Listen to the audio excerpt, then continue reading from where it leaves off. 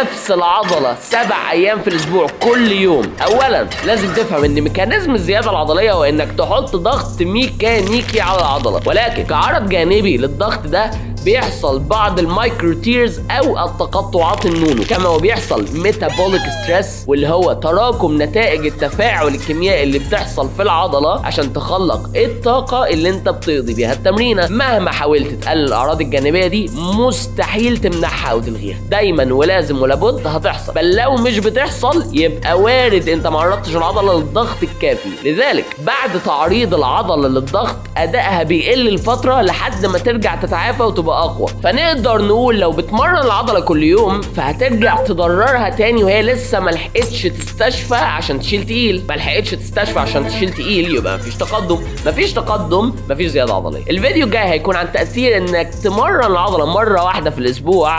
اعمل فولو عشان ما يفوتكش الفيديو.